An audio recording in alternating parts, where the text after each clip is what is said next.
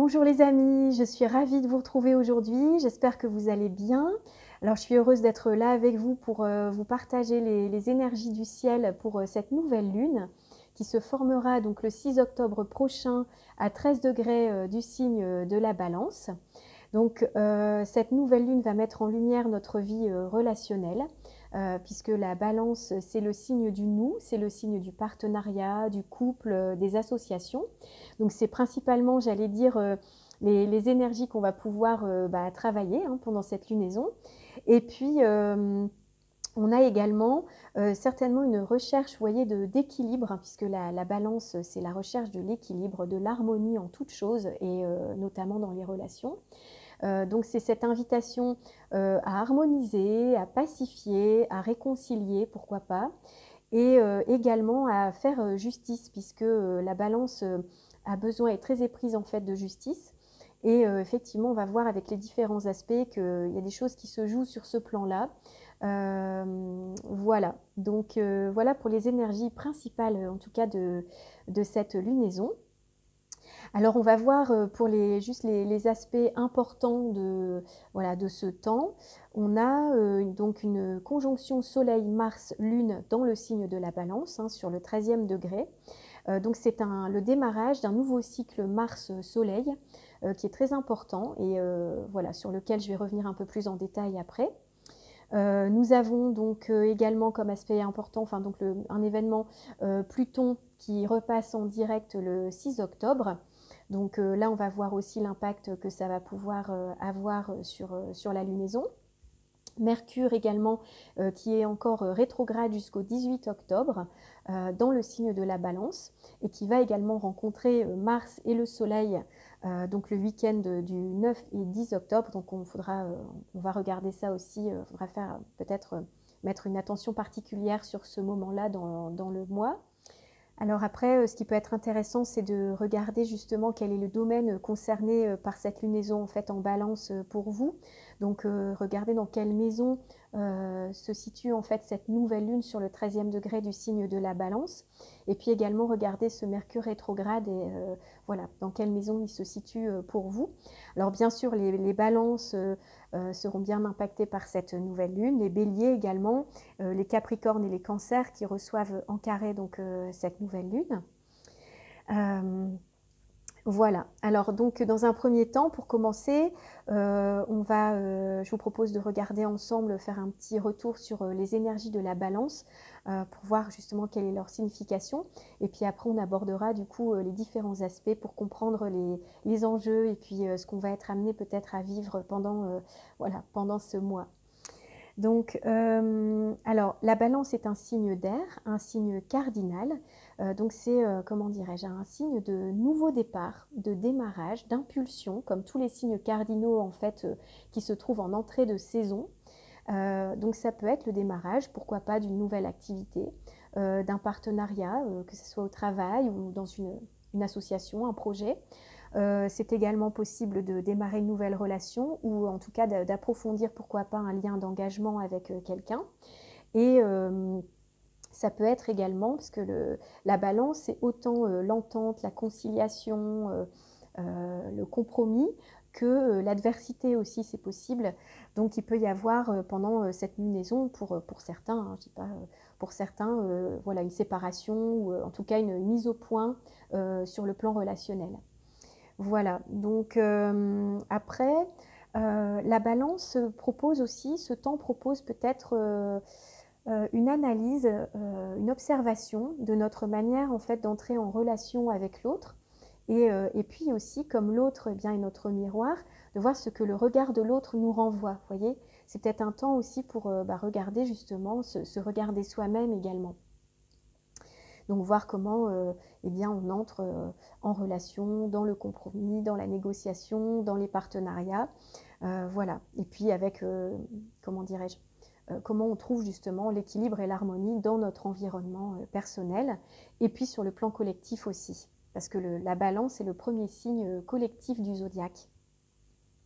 En tout cas, c'est possible qu'il y ait justement pendant cette période des dialogues qui s'ouvrent, des discussions, des négociations des recherches de conciliation, de pacifier aussi certaines situations. Donc c'est maintenir un équilibre, une justice, une harmonie. Je pense que c'est vraiment ça les maîtres mots, je dirais, de cette lunaison. Alors, ce qui est important à signaler aussi, c'est que les énergies de la balance peuvent se trouver un petit peu contrariées pendant cette lunaison. Alors pourquoi je dis ça? C'est que la planète Mars, qui est la planète maîtresse du signe du Bélier, qui se trouve donc en opposition au signe de la Balance, eh bien Mars transite le signe de la Balance et apporte, si vous voulez, son côté combatif, son côté, Mars symbolise finalement l'action, nos désirs, notre esprit de conquête, et puis aussi c'est le dieu de la guerre, vous voyez. Donc il se peut que Mars apporte son lot de remise en question, d'un équilibre. Pourquoi pas aussi amène des tensions, des conflits dans la relation à l'autre. Voilà, donc c'est toujours bien sûr, je pense, bien pour faire avancer hein, les situations, mais je voulais juste mettre l'accent là-dessus en disant voilà, il y a peut-être quelque chose à venir harmoniser et temporiser pour justement éviter les conflits, hein, parce que Mars peut apporter justement des conflits. Donc c'est un nouveau cycle Soleil-Mars qui vient de démarrer hein, dans le signe de la Balance au moment de cette nouvelle lune. Et donc c'est comme s'il y avait vraiment un nouveau démarrage parce que les cycles Mars-Soleil durent 2 ans environ. Donc le précédent cycle vient de s'achever, donc il avait démarré donc, dans le signe de la Vierge il y a 2 ans. Et donc là, on change complètement d'énergie pour les 2 années à venir dans notre manière en fait d'agir en conscience, hein, parce que le Soleil représente notre conscience, Mars représente lui bien nos désirs, notre action, notre volonté d'agir, notre énergie vitale. Donc je dirais que cette association des 2 planètes, eh bien voilà, Mars se mettra au service, j'allais dire, je pense, des valeurs de la Balance. Donc de la justice, vous voyez, la justice, l'équilibre, l'harmonie, et je pense surtout déjà bien sûr à nos vies personnelles, hein, peut-être qu'il y a des choses justement qui vont pouvoir se réajuster, mais aussi sur le plan collectif, vous voyez, voilà, par rapport à ce qu'on peut ressentir de très injuste, de très voilà, qui est un déséquilibre par exemple des pouvoirs en place, c'est-à-dire le pouvoir par exemple des institutions et le pouvoir du peuple, hein. Il y a quand même voilà, peut-être des réajustements de toute façon qui auront lieu, qui vont se faire par le biais de la justice avec la Balance. Voilà. Donc en tout cas, c'est un nouveau cycle qui démarre, donc on observera justement ce que ça peut donner, mais j'imagine qu'effectivement il peut y avoir beaucoup d'actions en justice qui soient menées pendant la période en fait. Alors, Mars peut apporter dans les côtés positifs en Balance effectivement un renouveau sur le plan des partenariats, un nouvel élan en fait pour démarrer quelque chose, mais ça peut aussi activer donc un côté passionnel dans les relations avec une nervosité, des émotions fortes. Donc il s'agira là de trouver peut-être des ajustements, hein, tout simplement pour essayer de pondérer un peu tout ça, toutes ces énergies. Alors comme je disais, il peut y avoir un moment particulier à surveiller, notamment le week-end du 9 et 10 octobre, puisque là, on va retrouver une triple conjonction dans le signe de la Balance entre le Soleil, Mars et Mercure rétrograde. Donc peut-être que ça peut, je dirais, malmener un peu les énergies douces et paisibles de la Balance, avec un Mars qui peut peut-être se montrer un petit peu agressif. Voilà, donc on pourrait peut-être, avec Mercure rétrograde aussi, bien il pourrait y avoir des incompréhensions, des malentendus, des choses qui soient mal exprimées, par exemple aussi, liées, pourquoi pas, à l'énergie de colère en fait de Mars. Je dirais que ce week-end-là particulièrement, il serait judicieux peut-être de pondérer en fait eh bien, ce qu'on a exprimé ou la manière dont on agit, nos comportements avec les autres en fait. Voilà. Alors, donc on a également dans les jours qui suivent, alors on verra plus ça quand j'aborderai la prochaine pleine lune, mais c'est juste pour donner le ton, en fait, si vous voulez, de toute cette lunaison, qui pour moi, en fait, est vraiment teintée des énergies martiennes, donc de Mars, et des énergies, en fait, de Pluton. Alors, je dis ça parce que comme Pluton nous livre un message important en repassant en direct au moment de cette nouvelle lune, j'ai regardé effectivement à chaque temps fort de la lunaison, au premier quartier, en pleine lune et au dernier quartier, à chaque fois, en fait, il y aura donc un aspect des luminaires en carré ou en opposition à Mars et à Pluton. Donc je ne vais pas revenir sur le détail de tous ces aspects maintenant parce que ça serait un peu long, mais c'est juste pour dire qu'effectivement, il y a quand même des énergies là qui pourraient amener de l'agressivité, des tensions. Pourquoi? Eh bien, par une grande soif en fait de justice.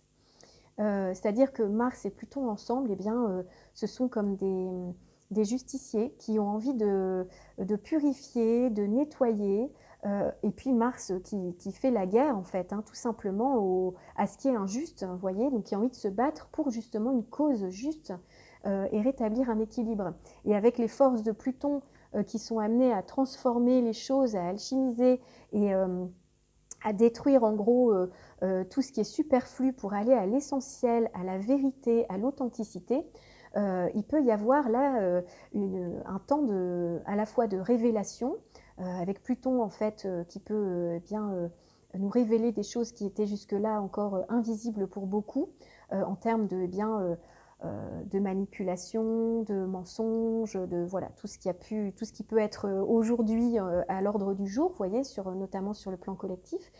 Et Mars, qui lui est une énergie qui peut être dure aussi. Alors même s'il est en exil en fait dans le signe de la Balance, c'est-à-dire qu'il est moins fort, il est quand même là et il peut y avoir effectivement des énergies plus agressives qui pourraient conduire même pourquoi pas à de la violence si c'est pas canalisé. Donc je dirais que c'est peut-être important à ce moment-là de se relier encore plus aux énergies de la Balance qui sont les énergies d'harmonie, de paix, de tranquillité en fait. Voilà. Sinon, effectivement, si on ne se relie pas en fait à notre cœur à ce moment-là, je dirais qu'il peut y avoir des énergies de destruction qui pourraient se manifester, de colère, vous voyez. L'énergie plutonienne, c'est quand même la mort et la renaissance, hein, donc il peut y avoir dans les semaines qui arrivent quelque chose en tout cas qui se transforme en profondeur, hein. Donc voilà, on verra bien ce que ça nous apporte concrètement. Alors le retour de Pluton en direct, eh bien, ensuite suivi donc de Saturne et de Jupiter hein, sur le mois d'octobre, eh bien, ça vient réveiller en fait, si vous voulez, la triple conjonction que nous avions eue en fait en janvier 2020 et qui a engendré donc toute la crise qu'on connaît aujourd'hui. Donc c'est possible qu'effectivement il y ait des énergies qui se réveillent, à la fois peut-être une autorité qui va pouvoir peut-être se renforcer ou se durcir hein, sur le plan des institutions, du gouvernement, mais également par ailleurs des énergies aussi, des forces combatives pour justement rétablir un équilibre des pouvoirs, hein. Donc là, il peut y avoir ce type de changement. Je dirais qu'on est vraiment à un tournant, comme si on allait pouvoir complètement rééquilibrer les forces. Donc c'est comme ça que je le comprends en tout cas dans ce qu'on va vivre. Parce que Pluton, lui, il capitule pas en fait, hein. Face à ses idéaux, il a envie d'aller jusqu'au bout. C'est une volonté puissante d'épuration, de justice absolue, vous voyez, de nettoyage. Il peut y avoir justement, eh bien, dans tout le travail de Pluton en fait en Capricorne, des secrets révélés sur justement la manière dont on est gouverné, peut-être manipulé aussi, la manière dont on nous mène en bateau, dont on nous ment. Effectivement, là, il pourrait y avoir des révélations et justement, comment dirais-je, de l'agressivité. Ça pourrait engendrer en fait de l'agressivité et des comportements justement un peu plus, comment dire, révolutionnaires. Voilà. Donc voilà pour l'énergie du retour de Pluton en fait en direct. Alors quand je parlais de Mars, c'est vrai que quand j'observe du coup son signe, le Scorpion, on y trouve qui? Bien, on y trouve Vénus. Donc vous voyez, Vénus, elle, qui n'est pas forcément très confortable non plus dans le signe du Scorpion.